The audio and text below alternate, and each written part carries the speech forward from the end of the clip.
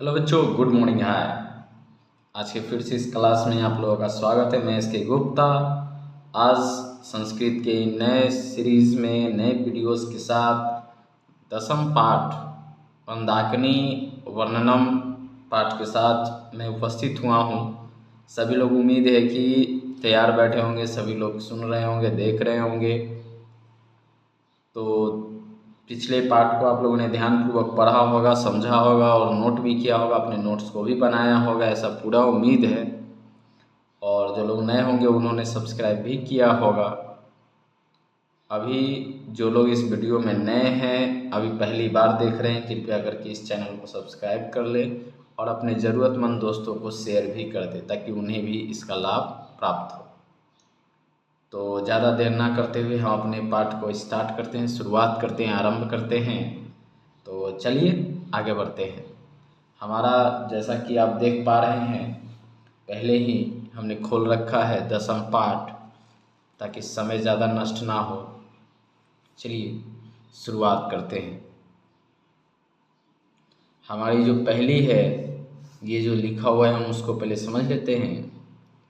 कह रहा है प्रस्तुतः पाठ वाल्मीकि या रामायणस्य प्रस्तुतः पाठ वाल्मीकीय रामायणस्य अयोध्याकाण्डस्य पंचवती तमात् सर्गात् संकलितः। अर्थात कह रहा है कि जो प्रस्तुत पाठ है महर्षि वाल्मीकि द्वारा रचित रामायण के अयोध्या कांड के 95वें खंड से लिया गया है ना, सर्ग लिए गए हैं। वनवास प्रसंगे राम सीतया लक्ष्मणे च सह चित्रकूटम प्राप्नोति।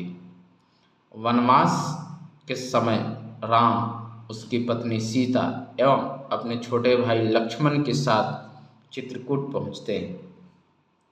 तत्र स्थितना मंदाकिनी नदी वर्णयन सीता संबोधयति। तब वहाँ स्थित मंदाकिनी नदी का वर्णन करते हुए सीता को राम कहते हैं, इयम नदी प्राकृतिक कैरूपादानी सम्मलिता चित्तहरति। कहते हैं, हे सीते, ये नदी की प्राकृतिक सौंदर्य देखकर चित्त शांत हो रहा है, शांत हो जाता है। अस्याः वर्णनम कालिदासौ लघुवंश काव्ये अपि करोति। त्रयोदश सर्गे। कह रहा है इसका वर्णन कालिदास ने अपने रघुवंश काव्य में के 13वें खंड में भी किया है। अनुष्टुप्छन्दसि महर्षि वाल्मीकि मंदाकिनी वर्णने प्रकृते यथार्थम चित्रणम करोति। अर्थात कह रहा है कि यहाँ महर्षि वाल्मीकि ने इस पाठ में मंदाकिनी नदी के प्राकृतिक सौंदर्य का चित्रण अपने छंदों के रूप में किया है। तो हम देखेंगे कि क्या है। अभी यहाँ पे इस पूरे पाठ में हमारा जो महत्वपूर्ण क्वेश्चन था, जो इतना दूर जो हम लोगों ने पढ़ा, यहाँ पर पहला क्वेश्चन होगा मंदाकिनी पाठ कहाँ से लिया गया है। तो मंदाकिनी पाठ वाल्मीकि द्वारा रचित जो रामायण है उसके अयोध्या कांड से लिया गया है, मतलब रामायण से लिया गया है। रामायण में भी पूछे कहाँ से, तो अयोध्या कांड से लिया गया है। ठीक है। और एक कब की कहानी है, जब राम वनवास में थे। सीता को संबोधित करते हुए मंदाकिनी नदी का वर्णन करते हैं, है ना। तो चलिए देखते हैं किस प्रकार वर्णन करते हैं और कैसी कैसी बातें कहते हैं सीता जी को। तो चलिए शुरुआत करते हैं। कहता है, विचित्र पुलिनाम रम्याम हंस सारस्यविताम कुसुमय रूप संपन्नाम पश्य मंदाकिनी नदी। अर्थात कह रहा है कि रंग बिरंगे तटों वाली फूलों से युक्त, हंस सारसों सेविताओं से युक्त, है ना, फूलों से संपन्न इस मंदाकिनी नदी को देखो। कहते हैं, हे सीते, इस रंग बिरंगी तटों वाली फूलों से युक्त तथा हंस सारस पक्षियों को केली करते हुए देखो। मंदाकिनी नदी को देखो, कितना मनोरम दृश्य है ना। मतलब प्रकृति का सौंदर्य इस तरह से कर रहे हैं कि नदी जो है रंग बिरंगी है, उसमें जो सारस है, हंस है, उनमें जो फूल से सजा हुआ है, ये मंदाकिनी नदी का वर्णन कर रहे हैं। ठीक है, आगे कह रहे हैं नाना विधय स्त्री रूह वृताम पुष्प फल द्रुमः राजंती राजराजस्य नलिनी मिव सर्वता। कहता है हे सीते, अनेक प्रकार के फल फूलों के वृक्षों से घिरा हुआ किनारा राजाओं के सरोवर के समान सर्वत्र प्रतीत होता है ना। अब इसमें आपको लग रहा होगा कि क्या क्या बोल दिए सर, तो चलिए फिर से हम इसको पढ़ते हैं। नाना विधेय स्त्री, नाना विधेय, तो पहले यहाँ पे नाना विधेय का मतलब होता है अनेक प्रकार के। तिररूहैर वेदाम, तट पर उगे हुए, तट पर उगे हुए, पुष्प फल द्रुमय, फल एवं फूलों का वृक्ष, फल फूल से लदे वृक्ष। राजंतीम राजराजस्य, राजंती राजराजस्य, राजंती मतलब सुशोभित होती हुई, ठीक है, राजा के समान। नलिनी मतलब पोखर है ना। सर्वत्र, सर्वतः मतलब सर्वत्र। कह रहा है कि हे सीते, विभिन्न प्रकार के तटों पर उगे हुए फल फूलों से लदे वृक्षों को देखो। ऐसा प्रतीत हो रहा है जैसे वह कोई राजा का तालाब हो, सरोवर हो, है ना। ऐसा वो उल्लेख कर रहे हैं इसके बारे में। आगे बढ़ते हैं। सारे लोग क्या करेंगे, श्लोक के अर्थ को लिखते जाएंगे, जो लिखा हुआ है बताया गया मंदाकिनी नदी के बारे में। मृग युथ निपितानि कलुषाम भासी संप्रतम तीर्थानि रमणीयानि रतिम संजयंती में। अर्थात कह रहा है मृग मतलब हिरण, मृग मतलब हिरण है, युथ मतलब समूह है, पितानी मतलब पिए गए, कलु संभांसी गंदे जल है ना, सांप्रतम मतलब अभी, तीर्थानी, तीर्थानी अर्थात एक प्रकार का मनोरम, रमणीयानी मतलब अच्छा लगने वाला, रति प्रेम, संजयंती अर्थात संजयंती का मतलब समझते बढ़ाते हुए, है ना। तो कह रहे हैं राम सीता को, हे सीते, हे सीते, अनेक जो हिरणों के समूह, हे सीते, अभी जो हिरणों के समूह द्वारा पिए गए गंदे जल,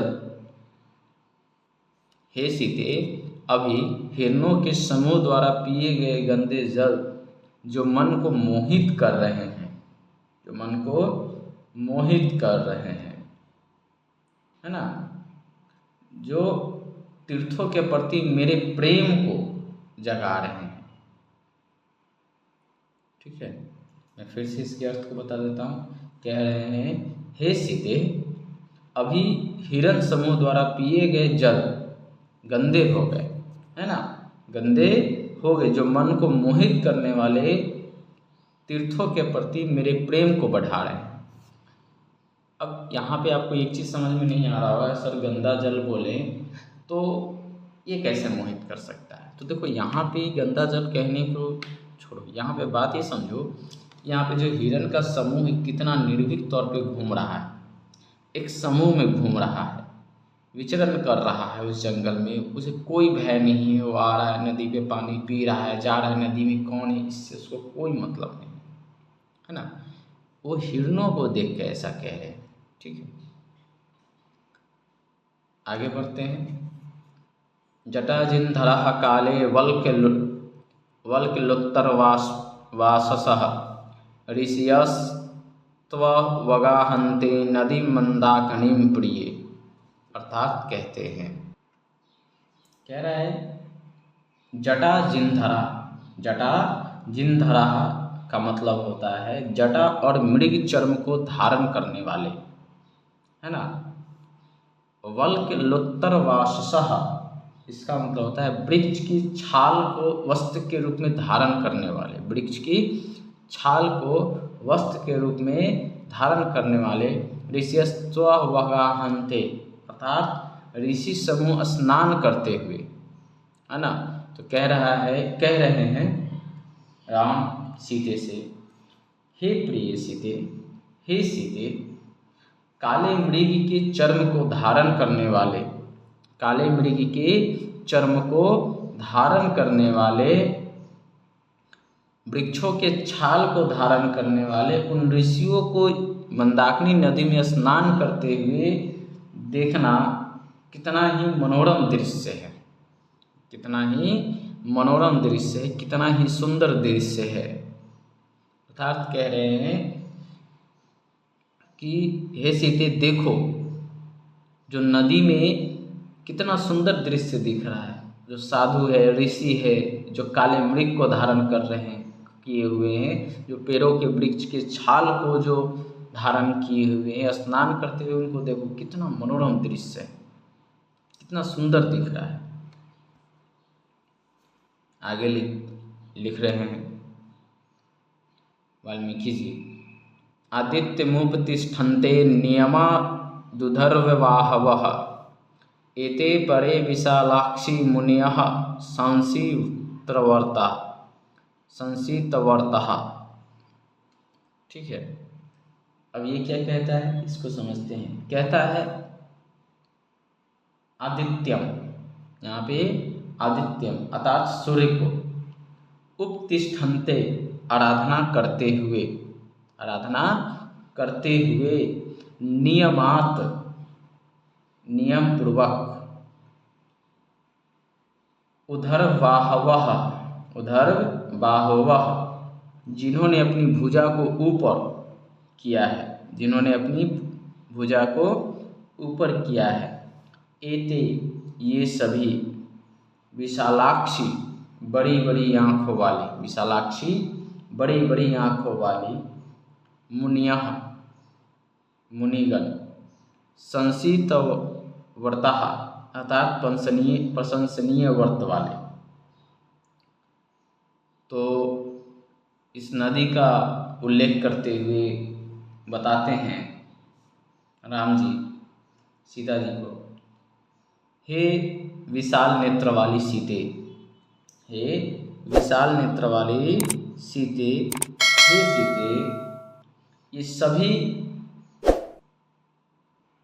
मुनिगण जो अपने हाथों को ऊपर उठाए हुए हैं नियम पूर्वक, है ना। जैसे आप देखते हो नदी में जो साधु संत होता है हाथ के ऊपर उठा के पूजा करते हैं, है ना, सूरज को नमस्कार करते हैं। तो इसी के बारे में बता रहे हैं कि हे सुंदर आँखों वाली, बड़ी बड़ी आँखों वाली, है ना, नेत्रों वाली सीते, हे सीते, ये सभी जो मुनि गण जो हैं, जो अपने हाथों को ऊपर उठाए हुए हैं, भुजाओं को ऊपर उठाए हुए सूर्योपासना कर रहे हैं, ये कितना मनोरम दृश्य है, कितना मनोरम दृश्य है, कितना सुंदर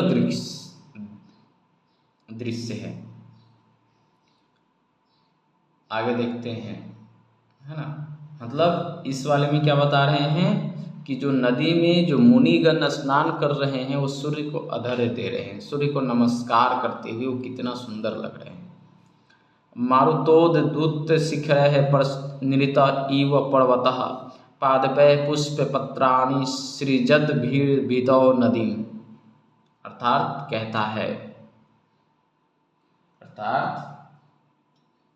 है मारुतोद्धूत शिखरः, मारुतोद्धूत शिखरः का मतलब हवा के द्वारा चोटियों को उड़ाते हुए, हवा के द्वारा चोटियों को उड़ाते हुए, प्रवृत्त मतलब नृत्य करते हुए, इव मतलब तरह, पर्वतम मतलब पर्वत से, पादपै अर्थात पैरों से, पुष्प पत्राणि अर्थात फूल पत्तियों को,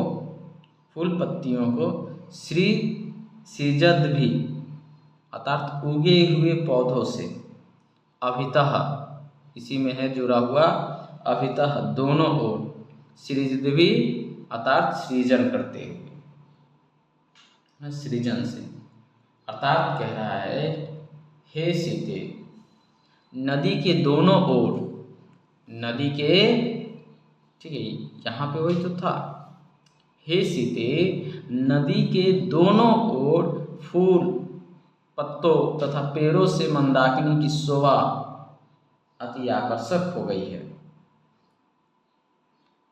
ठीक है, क्या कह रहे हैं, हे सीते फूल फलों से, फूलों से, उनकी पत्तियों से, पेड़ों से उनकी शोभा आकर्षक हो गई है। हवा के संयोग से पर्वत शिखर नृत्य करते हुए प्रतीत होते हैं, नृत्य करते हुए प्रतीत होते हैं, ऐसा राम कहते हैं। राम क्या कह रहे हैं सीता जी को कि हे सीते, इस नदी को देखो, इस नदी में दोनों तरफ फूल पत्ते वृक्ष कितनी आकर्षक नजर आ रही हैं, जो हवाएं गुजर रही हैं, ये लग रहा है जैसे पर्वतें नृत्य करते हुए आ रही हैं, है ना। हवा के से जो गुजर रही हैं, पर्वतों से जो हवाएं गुजर रही हैं, वो लग रहे हैं नृत्य करते हुए प्रतीत हो रही हैं। ठीक है, आगे बढ़ते हैं। क्वचिन मणिम निकिषा निकाशोदाम, क्वचित पुलिनी शालिनीम, क्वचित सिद्ध जना किरणाम पश्य मंदाकिनीम नदी। अब ये आप लोगों को पढ़ने में बहुत ही दिक्कत हो रहा होगा, तो कोई दिक्कत नहीं, आपको एग्जाम में लिखना वगैरह नहीं है, बस आपको मतलब याद रखनी है ना, कि किस पाठ का है, बस ये चीज़ याद रखनी है और कुछ नहीं। मैं फिर से पढ़ देता हूँ। क्वचिन्मणि निकाशोदाम, क्वचित पुलिना शालिनीम, क्वचित सिद्ध जना किरणाम पश्य मंदाकिनीम नदीम। अर्थात कह रहा है क्वचित मतलब कहीं, क्वचित मतलब कहीं, मणिनी का शोदाम अर्थात मणि जैसे जल वाली, मणि जैसे जल वाली,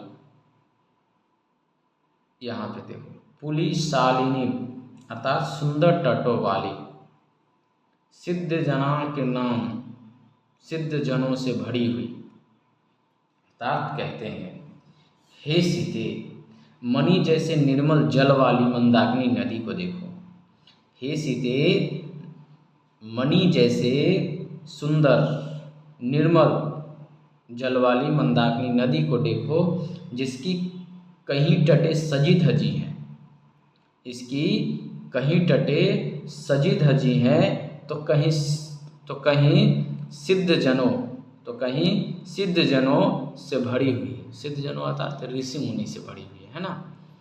जैसे अभी आपने ऊपर में पढ़ते हुए देखा, ऊपर में क्या देखा, एक तरफ सुंदर नज़ारा है, हवाएं हैं, पेड़ पौधे हैं, फूल हैं, हिरण हैं, है ना। दूसरी तरफ आपने देखा कि ऋषि मुनि जो है ना, गंगा में नहा रहे, सूर्य को अर्घ्य दे रहे हैं। तो ये एक वर्ड में कह रहे हैं कि हे सीते, हे सीते, मणि जैसे निर्मल जल वाली मंदाकिनी नदी को देखो, जिसकी तटे कहीं सजी धजी तो कहीं ऋषि मुनियों से भरी है, सिद्ध जनों से भरी हुई है। ठीक है, नंबर 7 का था। अब 8वां नंबर देखते हैं।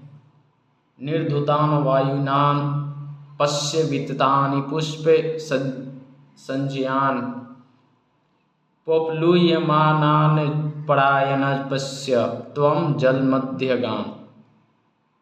ठीक है, ये थोड़ा पढ़ने में आपको समस्या डाल सकता है, ये समस्या डाल सकता है, तो कोई बात नहीं है, धीरे धीरे जब आप पढ़ेंगे तो आपको कोई दिक्कत नहीं आएगी। जैसे निर्धुतान वायुना पश्य विततान पुष्प संचयान पोप्लूयमानान परान्यपश्य त्वं जल मध्यगान। ठीक है, ये लिखा हुआ है,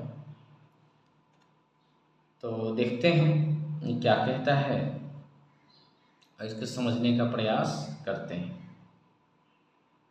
तो कह रहा है पहला वायुना, ठीक है, यहाँ पे क्या करा है, वायुना, वायु के द्वारा, निर्धुतान, निर्धुतान उड़ाए गए, विततान विस्तार किए गए, पुष्प संचयान पुष्पों के समूह, पुष्प संचयान पुष्पों के समूह, पपलूयमान, पपलूयमाननान तैरते हुए, तैरते हुए, अप्राण, अप्राण इसी में है जुड़ा हुआ, ठीक है, अप्राण अर्थात दूसरे, जल मध्यगान, जल के मध्य गुजार करते भौरे को, है ना। अर्थात अभी कहना क्या चाहता है वो समझते हैं। आपने इसका वर्ड का मतलब समझ लिया, अभी कहना क्या चाहता है उसको भी समझते हैं। अर्थात राम सीता से कहते हैं, हे सीते, हे सीते, हे सीते, देखो वायु द्वारा, हम लोग 8 का पढ़ रहे हैं, ठीक है, ध्यान देंगे। हे सीते, वायु द्वारा उड़ाए गए फूलों की गंध फैलती हुई नदी के दोनों ओर विराजमान हो जा रही है ना। अर्थात कह रहा है कि वायु के झोंकों से जो फूलों की सुगंध है सर्वत्र छा रही है ना। वायु के झोंकों से जो फूलों की सुगंध है सर्वत्र छा रही है ना।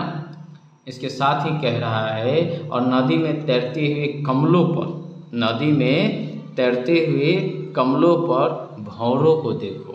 नदी के बीच में जो फूल है कमल के, उसके ऊपर जो भंवरे तैर रहे हैं, कह रहे उनको देखो, कितना मनोरम दृश्य है, कितना मनोरम दृश्य है। आगे कह रहा है, आगे पढ़ते हैं, कह रहा है,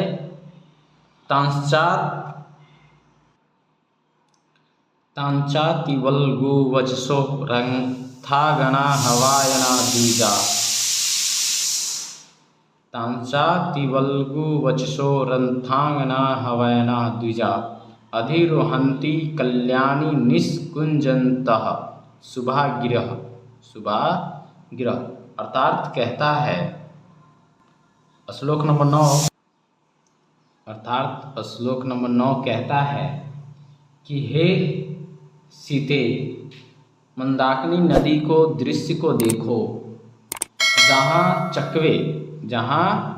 चकवे एवं पक्षियाँ की मीठी बोली से वातावरण कितना गुंजायमान है, कितना मनोरम दृश्य है ना। अर्थात चकवा जो है और पक्षी है, उसकी जो मनोरम जो आवाज़ है, सुंदर ध्वनि है, उससे मनोरम दृश्य बनता है जो कान को बहुत ही प्रिय हो है। अर्थात उन्होंने कहा कि पक्षियों की सुंदर आवाज़ों से भी मंदाकिनी नदी का जो दृश्य है वो बहुत ही अति सुंदर हो जाता है। दर्शनम चित्रकूटस्य मंदाकिनी किन्याश्च शोभने अधिकम पूर्वासाच मन्ये तव च दर्शनात्। अर्थात कह रहा है,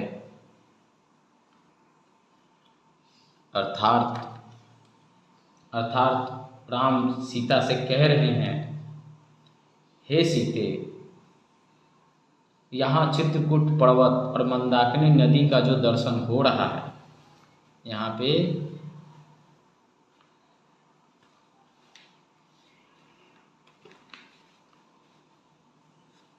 अर्थात कह रहा है, हे सीते, यहाँ चित्रकूट पर्वत और मंदाकिनी नदी का जो दर्शन हो रहा है वह पहले किए गए दर्शनों से अधिक आकर्षक और सुंदर लग रहा है।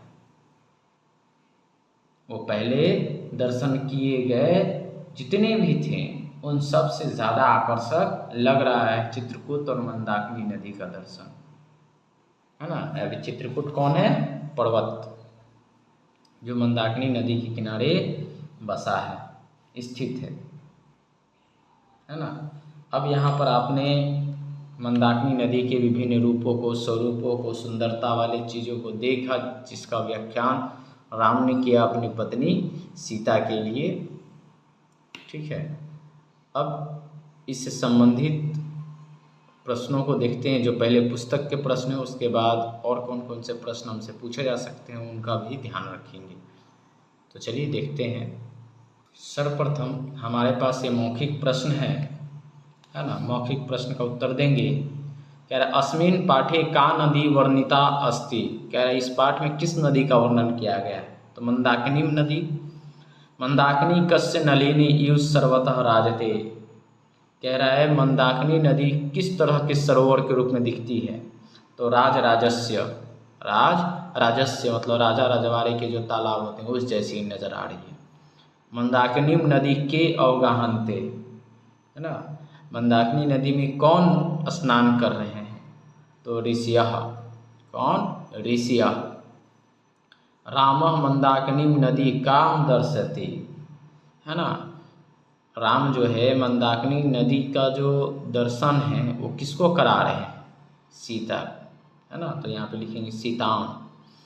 मंदाकिनी वर्णनम कुतः संगहितम अस्ति। कह रहा है मंदाकिनी नदी का वर्णन जो है कहाँ से संकलित किया गया है? तो वाल्मीकि रचित रामायण, है ना। तो इसको लिखेंगे वाल्मीकि रामायणात। वाल्मीकि रामायणात, वाल्मीकि के रामायण से। मुन्यः कम उपतिष्ठन्ते, है ना। मुनियः कम उपतिष्ठन्ते। मुनि कब अपना हाथ उठाते हैं या ऊपर करते हैं? तो सूर्य नमस्कार के समय। आदित्यम, है ना। कीदृशानि तीर्थानि रतिम संजयन्ति, है ना। जो उन्होंने दर्शन किया वो कैसा था? तो अति रमणीय। तो यहाँ पे लिखेंगे रमणीयानि। रमणीयानि, जो लास्ट का जो आंसर होगा रमणीयानि, बहुत ही रमणीय था। आगे बढ़ते हैं। यह श्लोक से है, आप श्लोक मिला लेंगे। जिस श्लोक का पार्ट यहाँ पे छूट रहा है वो श्लोक भर देंगे यहाँ पर, ठीक है। अब नेक्स्ट प्रश्न की ओर चलते हैं, देखते हैं वो क्या है। लिखित प्रश्न है, लिखित प्रश्नों को देखते हैं। क्या है? एक पदेन उत्तरम वदत। एक पद में उत्तर देना है। मंदाकिनी नदी कस्य पर्वतस्य निकटे प्रवहति। मंदाकिनी नदी किस पर्वत के निकट बह रही है? चित्रकूट पर्वतस्य, है ना। चित्रकूट पर्वत आप इसका लिख सकते हैं, या फिर कुमाद्री गिरि। क्या लिख सकते हैं? कुमाद्री गिरि। ये थोड़ा सा पाठ में भी देख लिया जाए। आप चित्रकूट भी लिख सकते हैं। नित्यति इव कः प्रभावती। नित्यति इव कः प्रतिभावती। तो इसका आंसर होगा पर्वतः। क्या होगा? पर्वतः। सांप्रतम कै पितानि जलानि कलुषितानि, है ना। कौन नदी के जल को पीकर दूषित करता है? मृगः। मृगः, ठीक है, हिरण ना। उधर वाहवाह के संति। उधर वाहवाह के संति, हाथ कौन ऊपर उठाता है? तो मुनियः या ऋषियः। आप ऋषि या मुनि जो भी है आप टिक कर सकते हैं, ठीक है।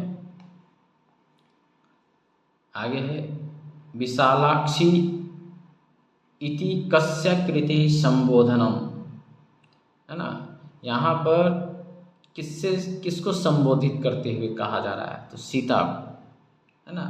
सीता जी को ही संबोधित करते हुए कहा जा रहा है। तो लिखेंगे सीताया। क्या लिखेंगे? सीताया।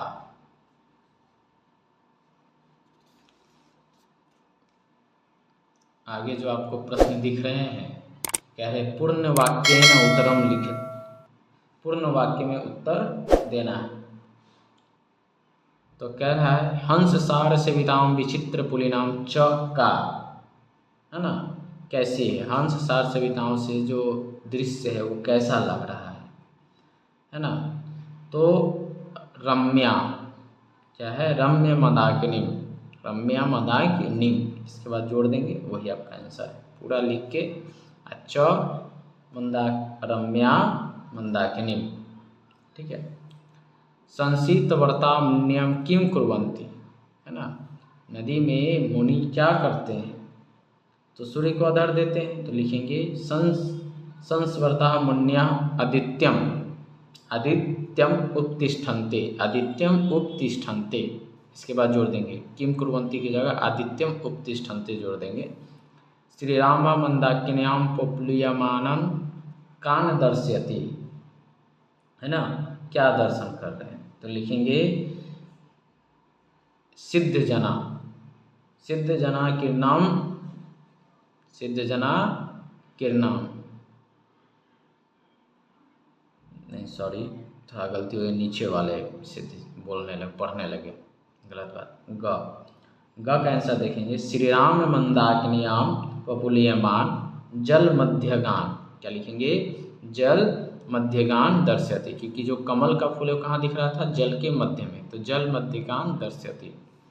सिद्ध जना किन्ना मंदाकिनी का पश्यति, जो सिद्ध जना जो है मंदाकिनी नदी में क्या दिखाते हैं, किसको दिखाते हैं, है ना, सिद्ध जनों को मंदाकिनी नदी में स्नान करते हुए किसे दिखाते हैं, सीता को दिखाते हैं, है ना। तो लिखेंगे सिद्ध जना कीर्तनाम मंदाकिनी विशालाक्षी सीता पश्यति, विशालाक्षी सीता पश्यति, बड़े नैनों वाली, सुंदर नैनों वाली सीता को दिखाते हैं। मंदाकिनी वर्ण्यस्य रचयिता क, मंदाकिनी जो पाठ है इसके रचयिता कौन है, ठीक है, तो मंदाकिनी वर्ण्यस्य रचयिता आदि कवि वाल्मीकि, आदि कवि वाल्मीकि रचयिता अस्ति।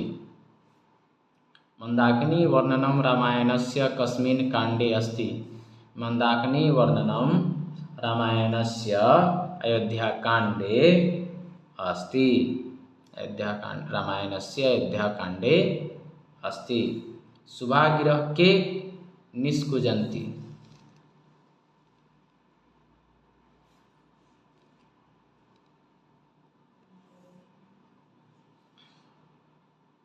शुभागिरह के निष्कुशन्ति कुजन्ति, ठीक है, तो कह रहा है शुभागिरह रथांगन हवायाना द्विजा च निष्कुशन्ति, ठीक है, ये आपका श्लोक से लिया गया है जैसा कि आप देख रहे हैं, ठीक है, यहाँ पे था ये वाला वर्ड वहाँ पे डाल देंगे, ये रथांगन हवाना, बाकी के पूरा भर देंगे, ठीक है, ये आपका उत्तर होगा।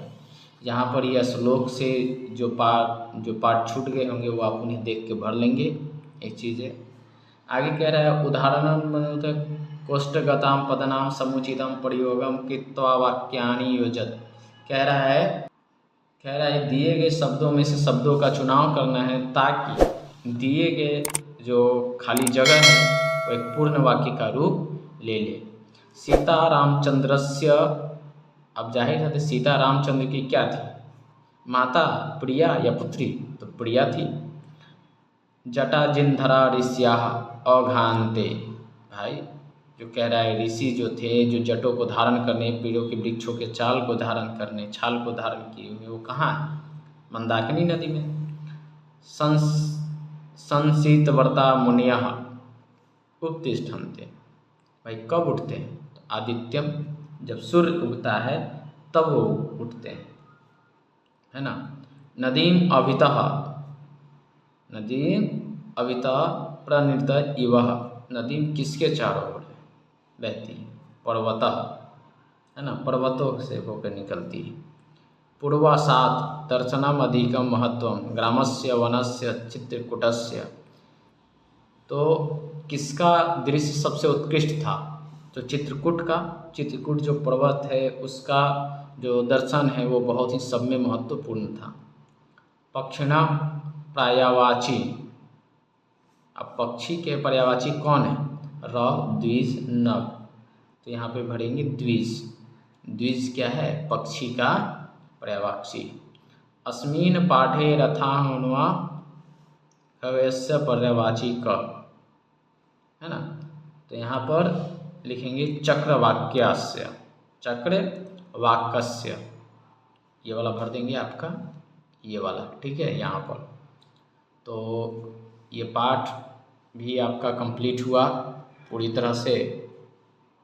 ठीक है, उम्मीद है आपको ये पाठ समझ में आया। अगर ना आया हो तो आप पुनः इस पाठ को आप देखेंगे, रिपीट करेंगे, एक बार फिर से सुनेंगे या स्लो मोशन में सुनेंगे, धीरे करके थोड़ा रफ्तार को कम कर देंगे तो आप आसानी से इसके अर्थों को भी लिख सकेंगे। तो उम्मीद करता हूँ कि आप सभी ने वीडियो को पूरा देखा है और आप वीडियो के अंत तक पहुँच गए हैं। अगर आपको वीडियो अच्छी लगी हो तो आप चैनल को सब्सक्राइब करेंगे, अपने दोस्तों को भी शेयर करेंगे। ठीक है, और बहुत से लोग हैं जो देखते हैं परंतु सब्सक्राइब नहीं करते, अतः उनसे भी अनुरोध है कि इसके लिए पैसे नहीं लगते हैं, सब्सक्राइब करें, हमारे लिए मोटिवेशन होता है। बाकी धन्यवाद। हम फिर मिलेंगे अपने नए पाठ के साथ, संस्कृत की सीरीज में नए चैप्टर के साथ। धन्यवाद, आपका दिन शुभ हो।